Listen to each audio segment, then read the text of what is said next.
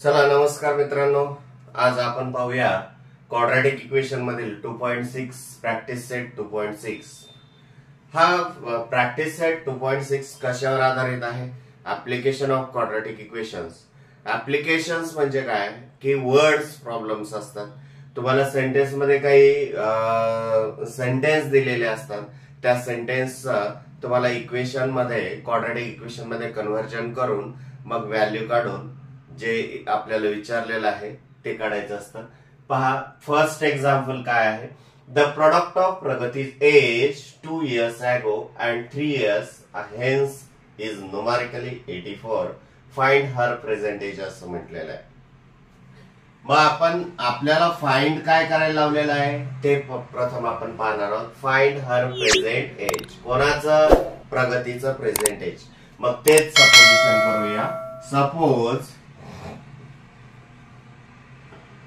प्रगतीज present age x years. प्रगतीचा present age जर आपण सपोज केलं तर आपल्याला आता देअरफॉर काय की product of Pragati's age 2 years ago म्हणजे 2 वर्षापूर्वीचं प्रगतीचं वय and 3 years hence is numerically and 3 years म्हणजे आफ्टर 3 years चा प्रगतीचं एज. यांचं प्रोडक्ट किती आहे? 84 आहे. म्हणजे आपल्याला त्या प्रगतीचं 2 years अगोचं एज लागणार आहे आणि आफ्टर 3 yearsचं एज सुद्धा लागणार आहे. ते प्रथम काढून. प्रगतीज 2 years ago age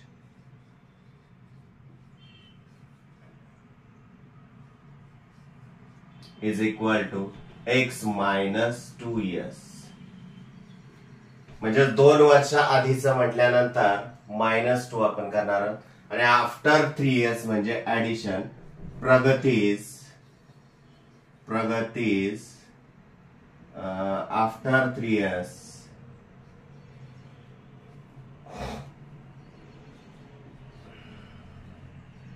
age is equal to x plus 3 years. बघ आता एवढं झाल्यानंतर बाय गिव्हन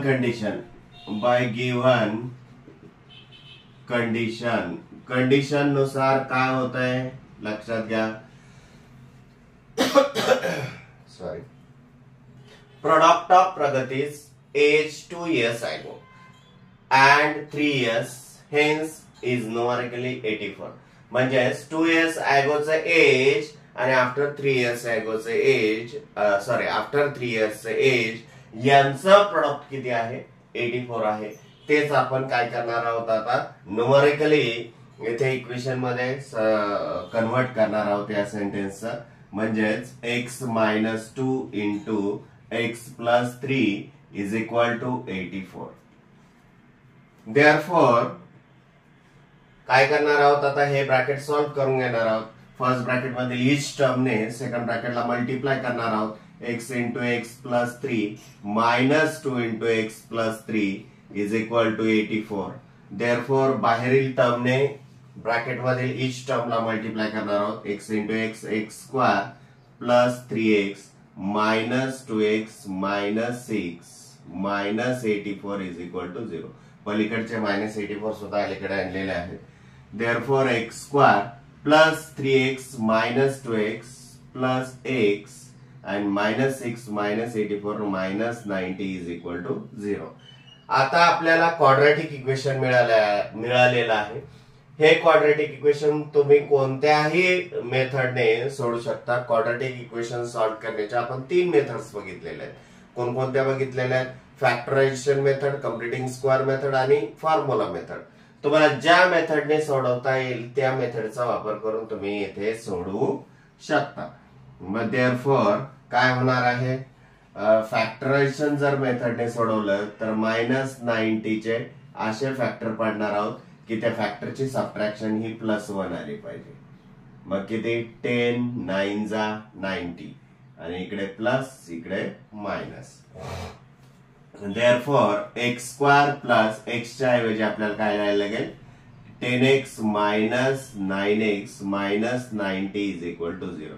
दोन दोन याचे काय करा, गट करा. पहिल्या गटातून कॉमन काढा. काय निघतंय, x प्लस 10 आणि या गटातून कॉमन निघतंय minus 9x minus 10 remaining is equal to 0. हा ब्रॅकेट कॉमन आहे, तो ब्रॅकेट बाहेर काढा. x प्लस 10 आणि सेकंड ब्रॅकेट मध्ये काय राहील, x minus 9 is equal to 0. या दोन्ही ब्रॅकेटचा प्रोडक्ट 0 आहे. याचाच अर्थ दोघांपैकी एकाची कोणाची तरी व्हॅल्यू काय आहे, 0 आहे. x minus 10 is equal to 0 और x minus 9 is equal to 0. x plus 10 आहे इथे आणि x minus 9 is equal to 0. Therefore x is equal to plus 10, पलीकडे जाऊ द्या मायनस 10 और x is equal to 9. But बघा दोन व्हॅल्यू आल्या एक्सच्या. आपण एक्स काय मांडलेला आहे, प्रगतीच प्रेझेंट एज मांडलेला आहे आणि एज एक्सच्या व्हॅल्यू दोन आलेले, एक मायनस 10 आलेले, एक 9 आलेले. मग एज तर आपलं निगेटिव्ह नसतं म्हणून एक्स इज इक्वल टू 9 आहे. परंतु इथे रिझन लिहायला लागेल, but x cannot B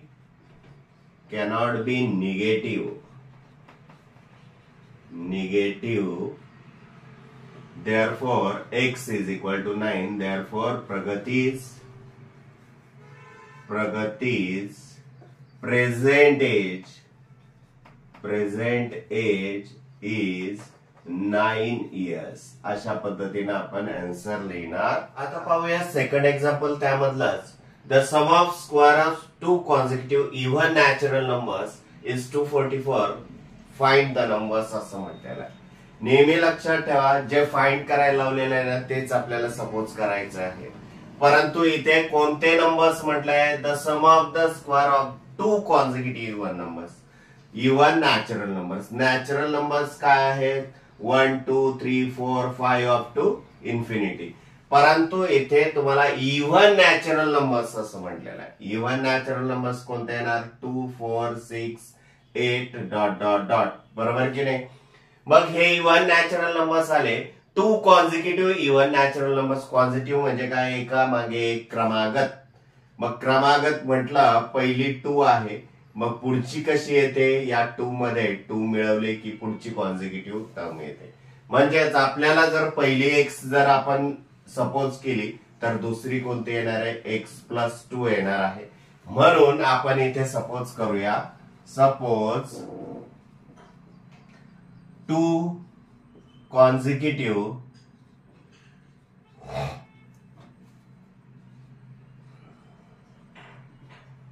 even natural number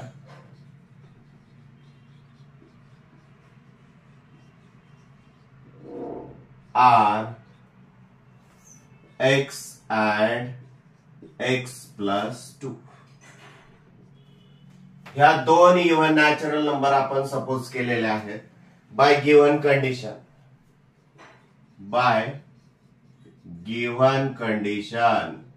given condition नुसार काय येणार आहे, काय म्हटली आपली कंडिशन, की the sum of square of two consecutive even natural number. म्हणजेच यांची काय करायचे, स्क्वेअर करायचे आणि त्यांची सम ही किती येणार आहे, 244 येणार आहे.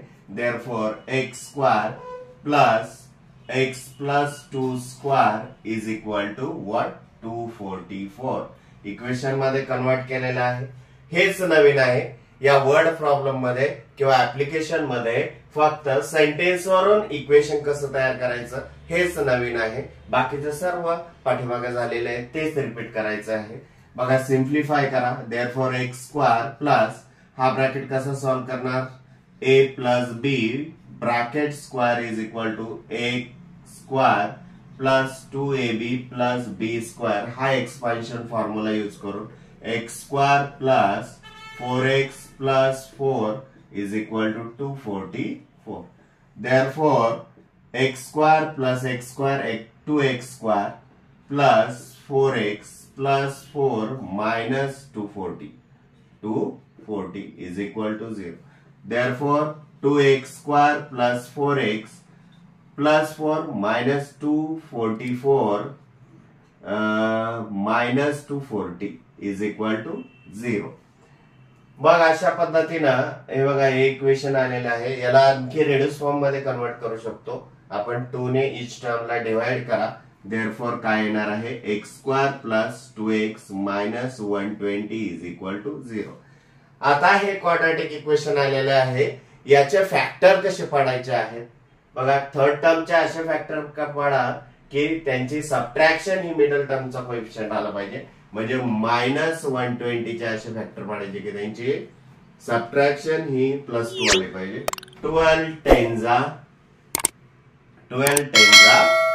120, इकडे प्लस इकडे मायनस, म्हणजे +2x च्या ऐवजी आपल्याला काय घ्यावं लागेल, x² plus 12x minus 10x minus 120 is equal to 0.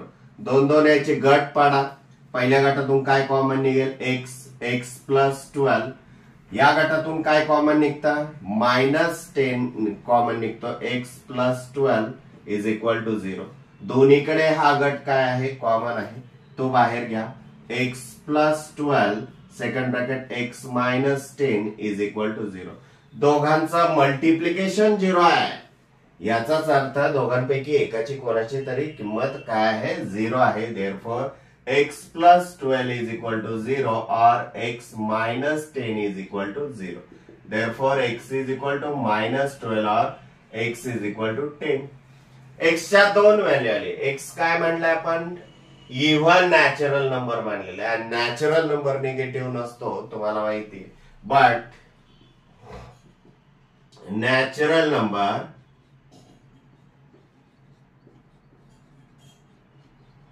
cannot be negative.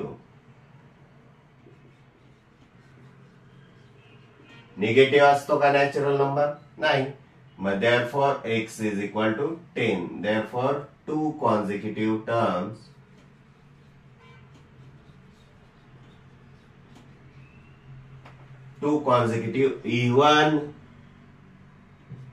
even natural number are 10 and 12.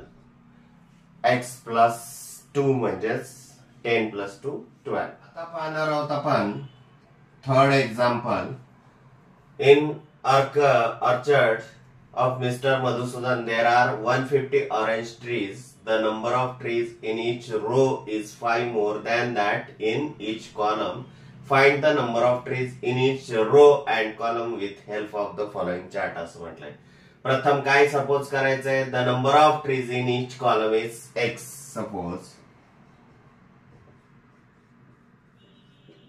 number of trees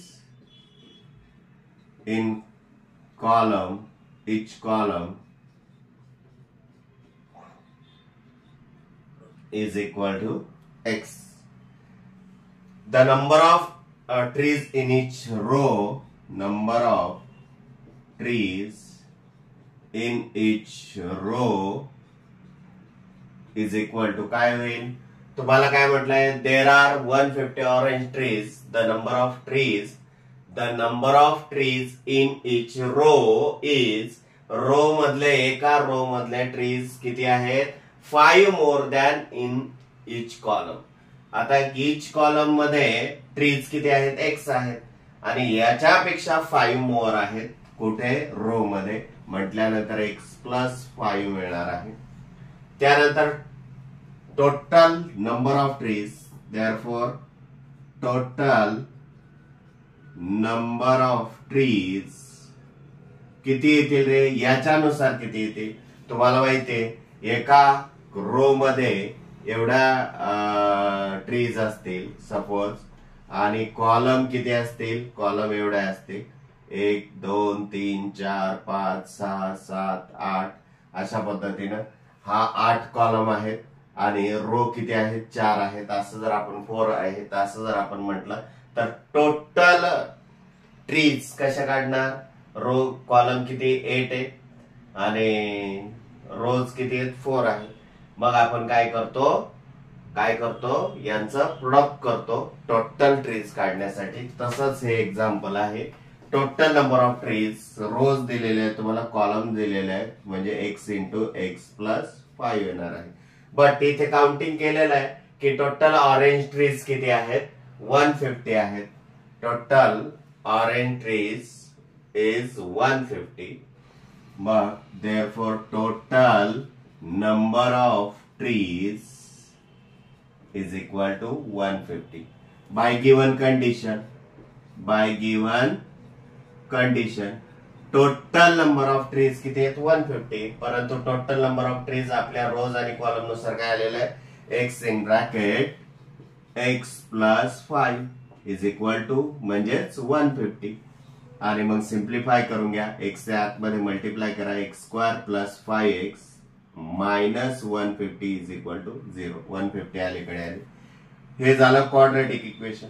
आता हे क्वाड्रॅटिक इक्वेशन सॉल्व करायचं आपल्याला. कसं सॉल्व करणार, 15 मायनस 150 चे असे फॅक्टर पडा, त्यांची सबट्रॅक्शन किती आले पाहिजे, प्लस 5. मग कशी येईल, 15 10 जा 150 plus minus x square plus 15x minus 10x minus 150 is equal to 0. 2 2 याचे गट पाडा. पहिल्या गटातून x कॉमन काढा, x प्लस 15 राहील. दुसऱ्या गटातून मायनस 10 काढा, x प्लस 15 राहील इज इक्वल टू 0. दोन्हीकडे x प्लस 15 आहे, तोच गट कॉमन काढा. Therefore x plus 15 second bracket मध्ये x मायनस 10 राहणार आहे, minus 10 is equal to 0. Therefore दोघांचे प्रोडक्ट हा 0 आहे, याचाच अर्थ दोघांपैकी एकाची कोणाची तरी व्हॅल्यू 0 आहे. x plus 15 is equal to 0 और x minus 10 is equal to 0. Therefore x is equal to minus 15 और x इज इक्वल टू 10. आता दोन व्हॅल्यू आलेल्या आहेत, आपण x काय मानलेला आहे बघा, number of trees in each column is x, म्हणजे ट्रीज नंबर ऑफ ट्रीज मानलेला आहे. नंबर ऑफ ट्रीज निगेटिव्ह नसतात, तुम्हाला माहिती, पॉझिटिव्हच राहते. आपण एक्स ची व्हॅल्यू काढत आहोत. But number of trees cannot be negative, cannot be negative असं आपण म्हणू शकतो. Therefore x is equal to 10. Therefore number of trees in each column is किती येईल, 10. त्याच्यानंतर काय येईल, number of trees in each row. Therefore number of trees in each row is equal to x plus 5 is equal to 10 plus 5 is equal to 15. That's your answer. Fourth example पाहूया आपण. Vivek is 5 years older than Kishore. The sum of the sum of the multiplicative inverse of their ages is 1/6. Find their present age असं म्हटलेलं आहे. आता present age कोणाचं मानून घ्यावं लागणार आपल्याला. सपोज पहा, Vivek is 5 years older that Kishore, म्हणजे किशोर पेक्षा विवेक हा काय 5 years ओल्डर आहे. मग ओल्डर म्हणजे काय, मोठा. एल्डर म्हणजे काय, लहान, तरुण. लक्षात घ्या, इथे ओल्डर म्हटल्यानंतर मोठा. मग आपल्याला किशोरचं एज, प्रेझेंट एज हे सपोज करून घ्यावं लागेल. Kishore's present age is equal to is x years. Therefore Vivek's present age is काय होईल रे बघा, Vivek is 5 years older that Kishor, म्हणजेच x प्लस 5 years. लक्षात घ्या. मग बाय गिवन कंडिशन, मग गिवन कंडिशन काय आहे, की म्हटलंय sum of the multiplicative inverse. आता यांचे मल्टिप्लिकेटिव्ह इनव्हर्स काय येणार आहेत? एक्सचा 1/x आणि x प्लस 5 चा 1/x प्लस 5. मग sum of the multiplicative inverse their ages is 1/6 म्हणजेच 1/x plus 1/x plus 5 is equal to 1/6. अशा पद्धतीनं तुमचं इक्वेशन कंडिशन नुसार तयार होणार आहे. मग देअरफॉर सिम्प्लिफाय करा, cross multiplication x plus 5 plus x whole divided by x into x plus 5 is equal to 1/6. Cross multiplication कसं करतो बघा, यांचं मल्टिप्लिकेशन इथं लिहिलेलं आहे, यांचं मल्टिप्लिकेशन इथं लिहिलेलं आहे, हे मधलं साइन आणि डिनॉमिनेटरला डिनॉमिनेटरचं multiplication. Therefore 2x x plus x 2x plus 5 divided by x square plus 5x is equal to 1/6. Therefore cross multiplication करा, 6 ला इकडे आला, याला पलीकडे न्या. 6 in bracket 2x plus 5 is equal to 1 into x square plus 5x. Therefore 6 ने आतमध्ये multiply करा, 12x plus 5 6 जा किंवा 6 5 जा 30 is equal to x square plus 5x. Therefore पहा एका बाजूला आहे ना सर्व terms. Therefore x square plus 5x minus 12x minus 30 is equal to 0. यांना दोघांनाही पलीकडे जर नेलं तर अशा पद्धतीने इक्वेशन्स तयार होईल. Therefore x square plus 5x minus 12x minus 7x minus 30 is equal to 0. हे झालं क्वाड्रॅटिक इक्वेशन. आता -30 चे असे फॅक्टर पडायचे की त्यांची सबट्रॅक्शन ही 7 आली पाहिजे. कसे फॅक्टर पडतील? आता 15 2 जा 15 नाही, 15 2 जा नाही ना, किती येतील सांगा बरं मग. हा नाही जमते आपल्याला फॅक्टर पाडण्यासाठी. 10 त्रिक 30. हो 10 3 जा 10 3 जा 30. Therefore x square minus 10x plus 3x minus 30 is equal to 0. दोन दोन याचे फॅक्टर पाडा. पहिल्या इथून कॉमन काय निघेल? x minus 10 प्लस 3 कॉमन काढा, x minus 10 is equal to 0. दोन्हीकडे x minus 10 आहे तो कॉमन काढा, x minus 10 second bracket x plus 3 is equal to 0. दोघांचं मल्टिप्लिकेशन 0 आहे, याचाच अर्थ दोघांपैकी एकाची कोणाची तरी किंमत काय आहे? 0 आहे. तेच आपण इथे लिहिलेलं आहे. Therefore x is equal to 10 or x is equal to -3. आता x काय म्हणलंय? एज हे निगेटिव्ह असतं का? नाही. But x cannot be negative. Therefore x is equal to 10 आणि तुम्ही फुल सेंटेन्स मध्ये खाली आन्सर लिहू शकता. Kishor's present age is 10 years and Vivek present age is 15 years. आणि हे दोन्ही फुल सेंटेन्स मध्ये खाली लिहिणं गरजेचं आहे कारण त्याला मार्क्स असतात. आता पाहूया 5th example. Suyash scored 10 marks more in the second unit test that in the first unit test. 5 times the mass in the second unit test is equals to the score of mass in the first unit test. Square of mass in the first unit test. Find his score in the first unit test असं म्हटलेलं आहे.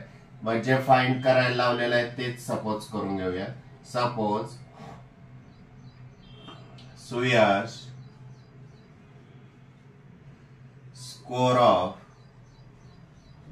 score in the first unit test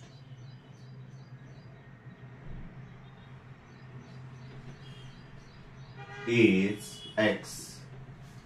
x first unit test चा score x जर मांडला, therefore his score in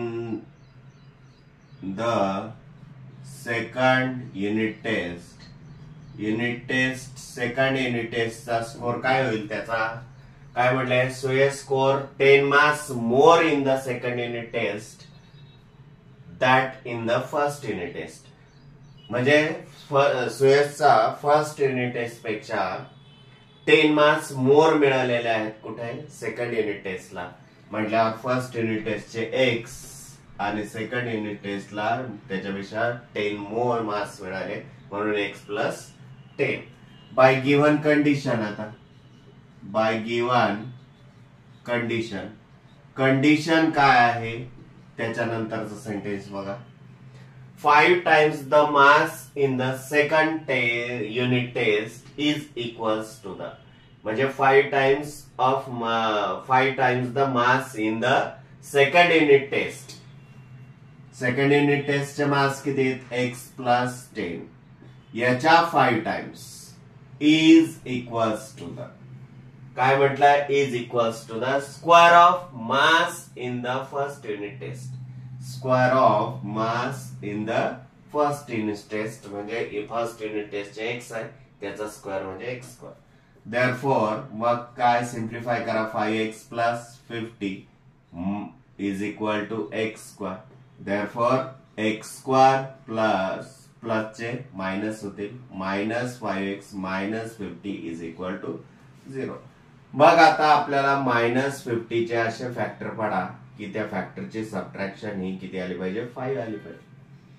मग कसे पाडणार 10 5 जा 50 मायनस प्लस कारण इकडे खाली मिडल टर्मला मायनस साइन होतो म्हणून मोठ्या लार्जेस्ट नंबरला काय दिलेला आहे मायनस साइन दिलेला आहे. Therefore x square minus 10x plus 5x minus 50 is equal to 0. दोन दोन याचे फॅक्टर पाडा. पहिल्या याच्यामधून दोन दोन याचे गट करा. पहिल्या गटातून एक कॉमन जो निघतो तो काढा x मायनस 10 इकडे काय plus 5x minus 10 is equal to 0. दोघांमधून एक कॉमन हा ब्रॅकेट काढा बाहेर x मायनस 10 मग रिमेनिंग काय राहील x plus 5 is equal to 0. दोघांचं मल्टिप्लिकेशन 0 आहे याचाच अर्थ दोघांपैकी एकाची कोणाची तरी व्हॅल्यू काय आहे 0 आहे. Therefore x is equal to 10 और x is equal to minus 5. आपण x काय मानलेला आहे स्कोर येतो स्कोर कधीही निगेटिव्ह नसतो. But score cannot B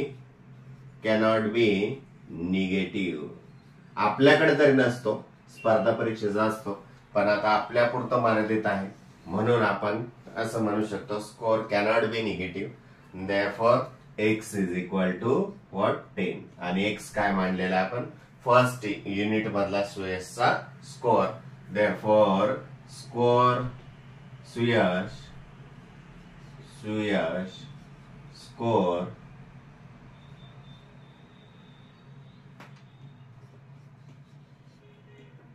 in the first unit test is 10 marks.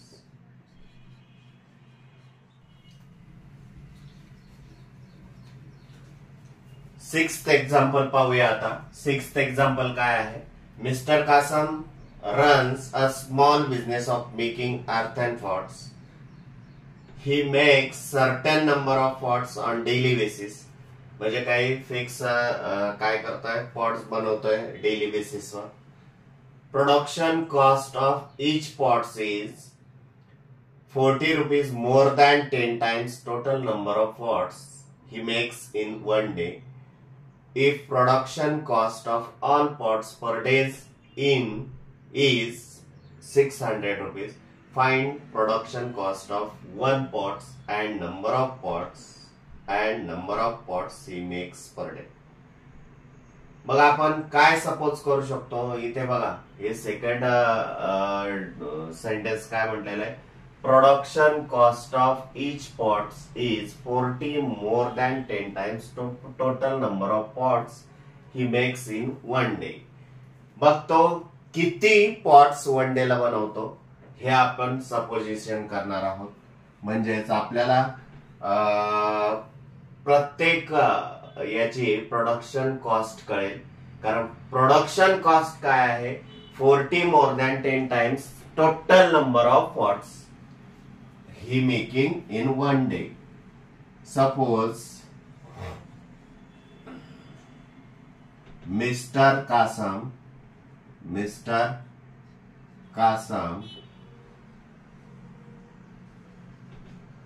making pots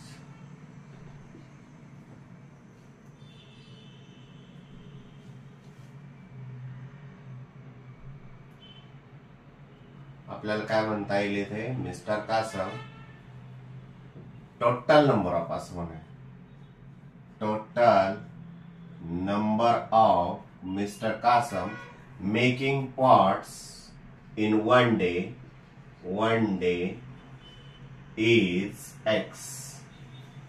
आपण जर एका डेला किती कासम हा मिस्टर कासम जो आहे किती पॉट्स बनवतो हे जर सपोजिशन करून घेतलं तर therefore production cost is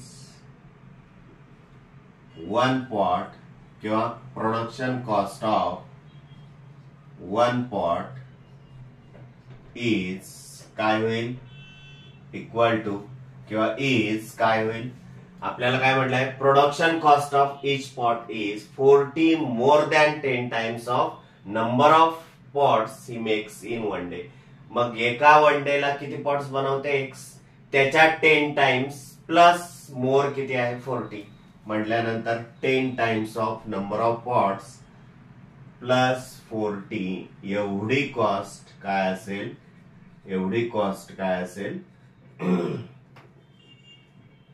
he production cost असेल वन पॉटची बाय गिवन कंडिशन. आता बाय गिवन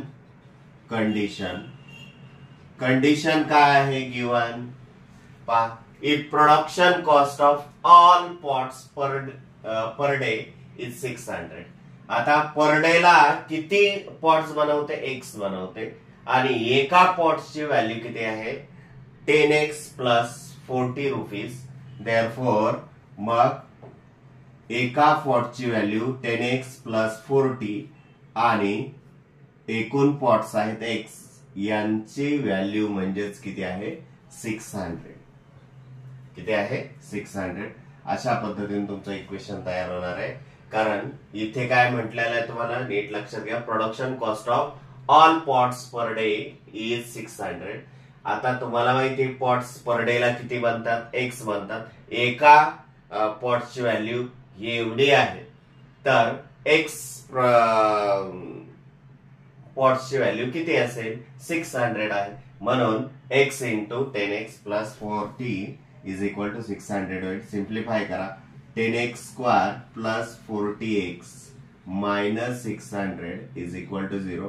आणखी रेड्यूस फॉर्म मध्ये कन्वर्ट करा x square plus 4x minus 60 is equal to 0. आता मला सांगा कसे फॅक्टर पडतील मायनस 60 चे असे फॅक्टर पडा की त्या फॅक्टरची सबट्रॅक्शन ही 4 आली पाहिजे. कसे पडेल मग नसतील पडता येत तर सरळ काय करा प्राइम फॅक्टर पडा आधी. प्राइम फॅक्टर किती येतील 2 किंवा 5 घ्या आधी. 5 1 जा 5 5 2 जा 10 3 4 जा आणि 2 2 जा 2 2 जा म्हणजे 2 इंटू 2 इंटू 3 इंटू 5 आलेला आहे. मग कसं कराल 3 2 6 2 गट असे करा फॅक्टरचे की त्यांची सबट्रॅक्शन ही 4 आली पाहिजे. 3 2 6 6 2 12 12 वजा 5 नाही 5 2 10 3 2 6 बघा 10 10 6 5 2 10 आणि 3 2 6 म्हणजे 10 इंटू 6 इज इक्वल टू 60. अशा पद्धतीने सुद्धा तुम्ही कॅल्क्युलेशन करू शकता. देअरफॉर इथे प्लस इथे minus. Therefore x square plus 10x minus 6x minus 60 is equal to 0. 2 2 याचे गट करा. पहिल्या गटातून कॉमन काढा x प्लस 10, दुसऱ्या घाटातून काय कॉमन निघेल, -6x plus 10 is equal to 0. हा ब्रॅकेटच कॉमन आहे, तो बाहेर काढा. x plus 10 second bracket x minus 6 is equal to 0.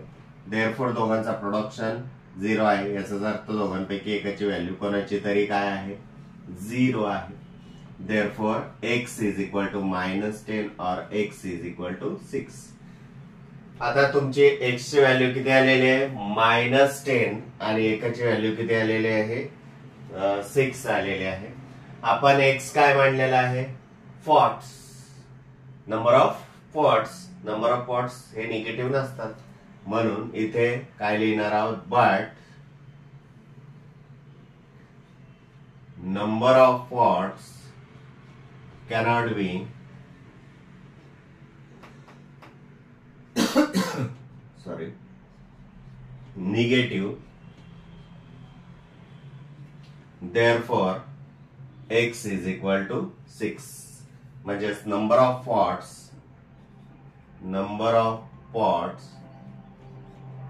in one day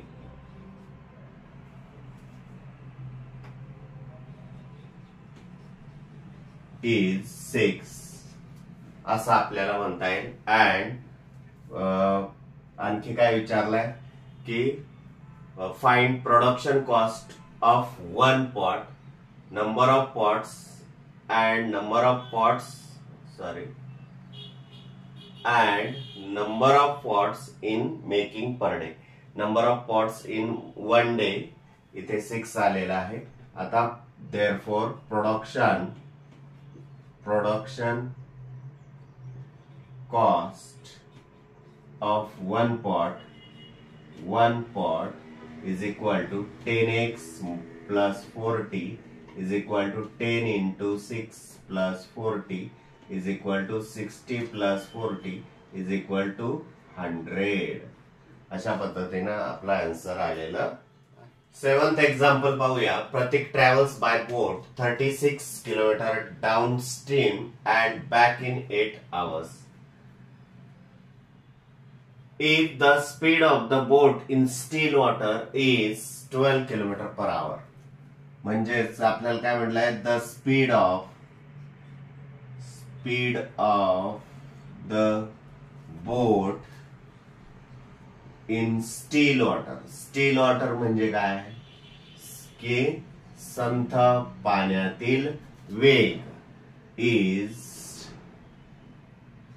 12 kilometre per our.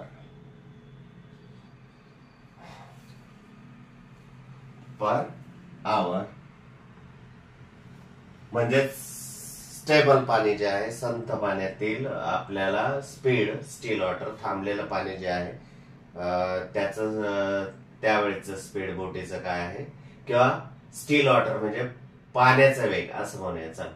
The speed of the boat in steel water is म्हणजे संथ पाण्यातील वेग, बरोबर. संथ पाण्यातील वेग किती आहे, 12 किलोमीटर पर आवर आहे. Find the speed of water current असं म्हटलेलं आहे. मग आपण असं म्हणूया, therefore suppose speed of the water current be, speed of the water current संथ पाण्याचा वेग आपण काय म्हणूया, x किलोमीटर पर आवर. आता आपल्याला काय म्हटलं आहे की Pratik travels by boat 36 kilometre downstream. मग डाऊन स्ट्रीम म्हणतोय म्हटल्यानंतर मग त्याचं स्पीड किती येणार आहे तुम्हाला माहिती आहे. Speed is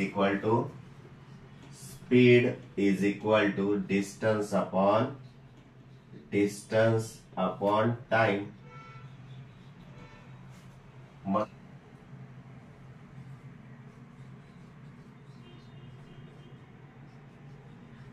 Speed of the boat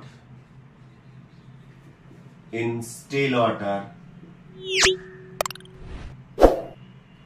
in downstream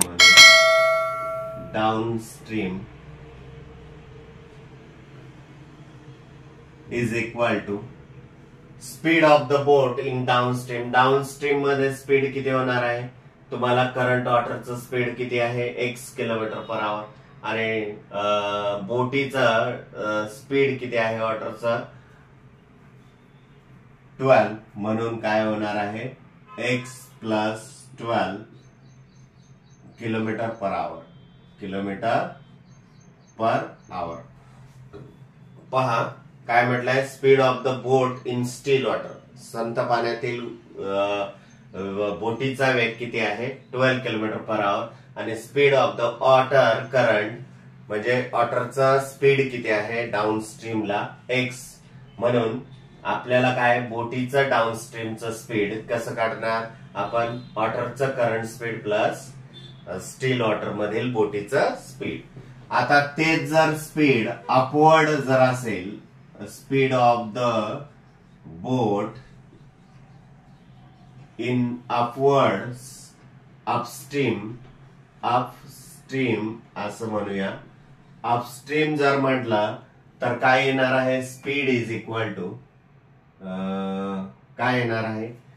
speed of the boat in upstream. Upstream म्हटल्यानंतर प्रवाहाच्या विरुद्ध दिशेने. मग आता वॉटरचं स्पीड हे x आहे म्हटल्यानंतर आता स्टील वॉटर मधून आपल्याला x सबट्रॅक्ट करावं लागणार आहे. म्हणून 12 मायनस x किलोमीटर पर आवर. लक्षात घ्या. म्हणजेच काय हे लक्षात घ्या. Speed of the boat in upstream. Upstream म्हणजे काय? डाऊनस्ट्रीम म्हणजे प्रवाहाच्या दिशेने आणि अपस्ट्रीम म्हणजे प्रवाहाच्या विरुद्ध दिशेने. प्रवाहाच्या विरुद्ध दिशेने म्हटल्यानंतर आपल्याला बोटीचं स्पीड मायनस प्रवाहाचा वेग हा आपल्याला मायनस करावा लागणार. म्हणून 12 मायनस x आलेला आहे. तुम्हाला माहितीये speed is equal to distance upon time. मग आता म्हणून therefore time is equal to distance upon speed असं आपण एक सूत्र घेऊया. तुम्हाला माहितीये की speed is equal to distance upon time. टाइमला इकडे आणलं आणि स्पीडला पलीकडे नेलं. टाइम इज इक्वल टू, कारण आपल्याला इथे टाइम दिलेला आहे बघा. Time to cover 36 kilometre downstream is equal to time किती लागणार आहे? 36 किलोमीटर डाऊनस्ट्रीमला कव्हर करण्यासाठी किती टाइम लागणार आहे? Time is equal to distance upon 36. Distance 36 आहे किलोमीटर आणि स्पीड किती आहे डाऊनस्ट्रीमचा? बघा आपण इथे लिहिलेला आहे speed of the boat in downstream x plus 12. म्हणून इथे काय येणार आहे? x plus 12 hours. बरोबर ना? आवर्स मध्येच टाइम आहे. आता टाइम, आता तुम्हाला इथं काय म्हटलंय की प्रत्येक travels by boat 36 kilometre downstream and back. म्हणजे 36 किलोमीटर डाऊनस्ट्रीम जाऊन बॅकला पुन्हा जागेवर येतोय. म्हणजे पुन्हा 36 किलोमीटर डाऊनस्ट्रीम जाऊन प्रवाहाच्या दिशेने जाऊन पुन्हा प्रवाहाच्या विरुद्ध दिशेने अपस्ट्रीमने 36 किलोमीटर आपल्याला तो ट्रॅव्हल करतोय. म्हणून time to covered 36 kilometre upstream is equal to 36 upon 12 minus x hour. मग बाय गिव्हन कंडिशन काय आहे? बाय गिव्हन कंडिशन की त्याला प्रत्येक travels by boat 36 kilometre downstream and back in 8 आवर. म्हणजे तो 36 किलोमीटर प्रवाहाच्या दिशेने जातो डाऊनस्ट्रीम आणि पुन्हा अपस्ट्रीमने पुन्हा प्रवाहाच्या विरुद्ध दिशेने जागेवर येतो. त्याला किती आवर्स लागतात? 8 आवर्स लागतात. म्हणजेच बघा प्रवाहाच्या दिशेने जात असताना टाइम किती लागला आपल्याला? एवढा लागला. आणि प्रवाहाच्या विरुद्ध दिशेने येताना एवढा लागला. दोघांची बेरीज किती होणार आहे? 8 आवर्स होणार आहे.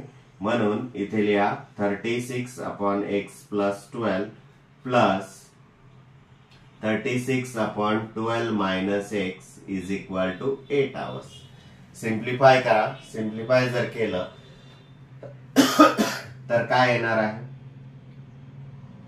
पहा. 36 in bracket 12 minus x plus 36 in bracket x plus 12 whole divided by x plus 12 second bracket 12 minus x is equal to 8.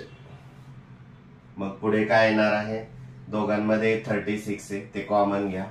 36 in bracket काय 12 minus x plus 12 whole divided by x square किंवा 12 square minus x square is equal to 8. मग काय होईल 36 in bracket x minus x will be cancel. 12 plus 12 24 is equal to हे डिनॉमिनेटरला पलीकडे जाऊ द्या 144. 8 into 144 minus x square. Therefore 8 ला अलीकडे आणा 24 ला पलीकडे जाऊ द्या किंवा 36 इंटू 24 डिवायडेड बाय एक्स असं म्हणता येईल. 8 is equal to 144 minus x square. Reduce form मध्ये कन्वर्ट करा. 8 1 जा 8 8 3 जा 24 होईल ना.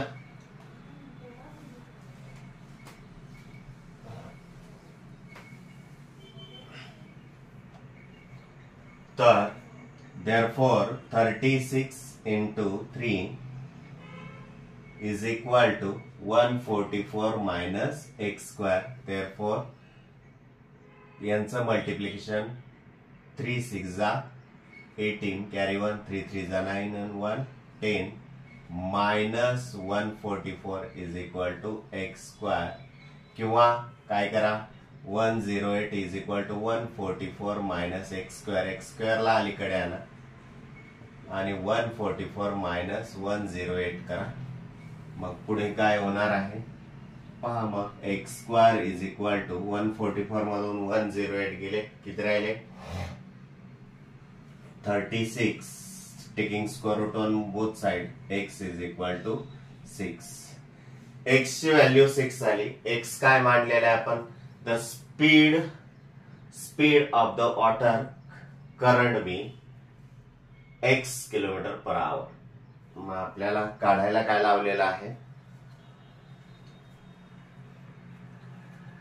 आपल्याला तेच विचारलेलं आहे. Speed of the water current speed of the water current water किंवा करंट बी 6 किलोमीटर पर आवर. 8th एक्झाम्पल पाहूया.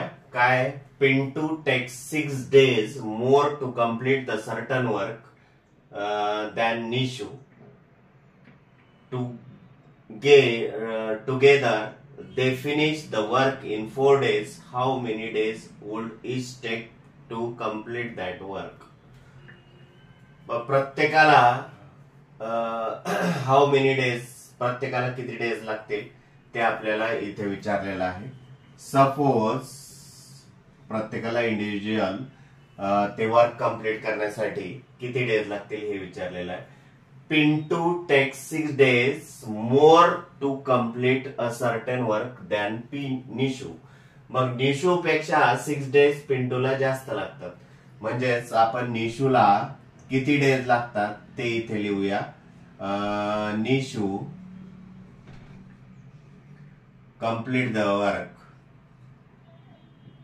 complete the work in X days. Therefore Pinto complete the work in individually complete in work किती x plus 6 days. कारण तुम्हाला मी सांगितलेलं आहे आपली वाक्यरचना काय, Pintu takes 6 days more to complete a certain work than Nishu. मग निशू जर X days मध्ये ते वर्क कम्प्लीट करत असत इंडिव्हिज्युअली, तर Pintu complete the work in X plus 6 days. कारण पिंटूला किती 6 days मोर म्हणजे जास्त लागतात. अशा पद्धतीने bye given condition, bye given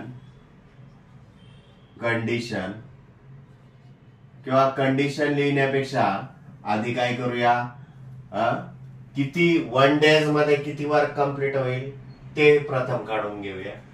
पिंटूज किंवा निशूज complete work in 1 day.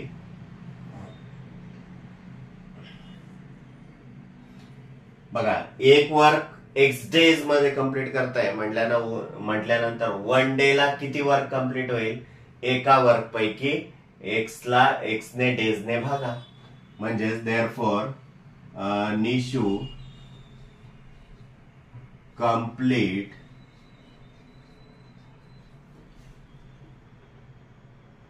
Nishu's work in 1 day is equal to 1 upon X, and Pintu's work in 1 day is equal to 1 upon X plus 6 by given condition.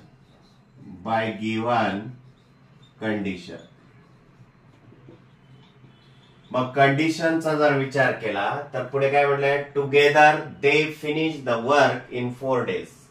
म्हणजे दोघं मिळून काय करतात, ते 1 work जे आहे ते 4 days मध्ये फिनिश करतात. मी तुम्हाला इथं काय लिहिलेलं आहे, आपण निशूज वर्क इन 1 day, एका डेचं वर्क एवढं आहे, आणि पिंटूचं एका डेचं वर्क एवढं आहे.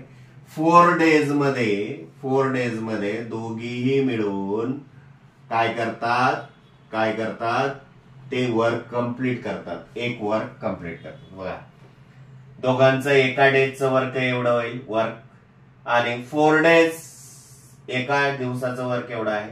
त्यांना एक वर्क कंप्लीट करण्यासाठी 4 days लागतात. म्हणजे 4 into एका दिवसाचं वर्क इज इक्वल टू एक वर्क कंप्लीट होता ना.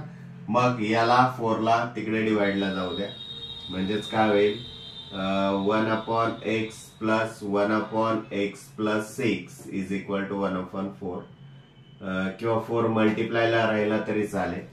आपण काय करूया, डिनॉमिनेटर सेम करूया, X plus 6 plus X divided by X in bracket X plus 6 is equal to 1.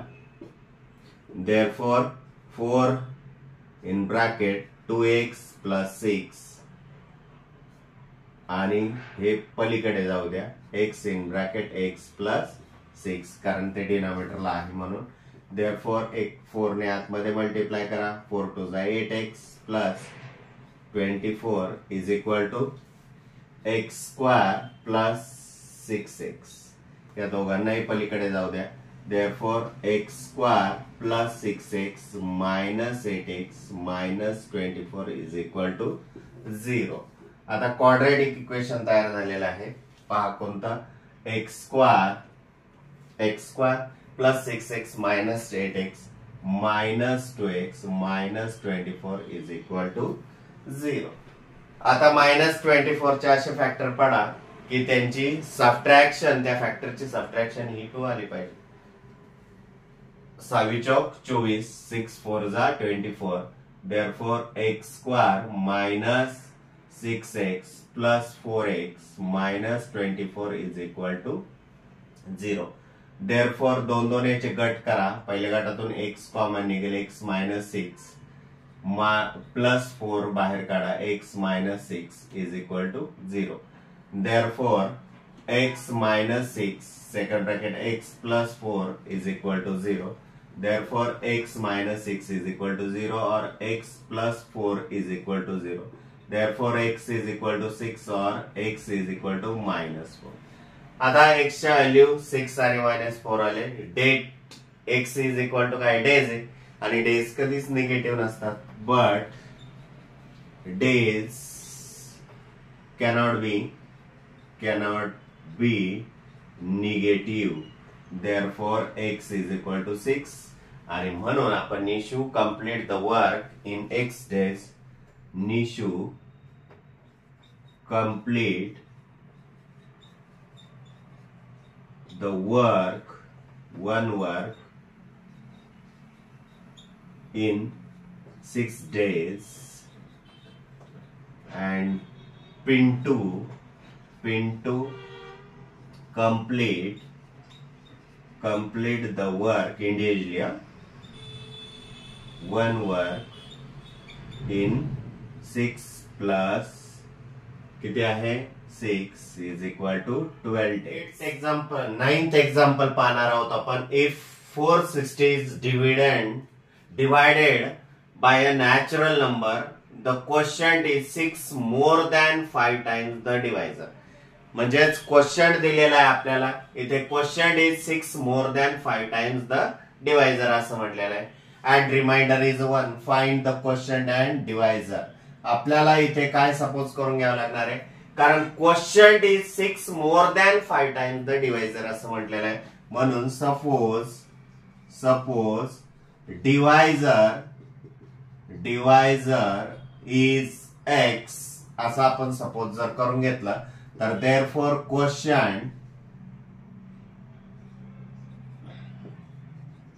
quotient is काय होईल, quotient is 6 more than 5 times of divisor. 5 times of divisor more than 6. more म्हणजे जास्त, म्हणून एवढा काय येईल quotient येईल तुमचा. मग बाय गिवन कंडिशन काय आहे आपली, तुम्हाला माहिती आहे की dividend is equal to quotient into काय डिवायझर प्लस रिमाइंडर. हे तुम्हाला डिव्हिडंडच्या बाबतीत हे इक्वेशन तुमचं माहिती आहे तुम्हाला.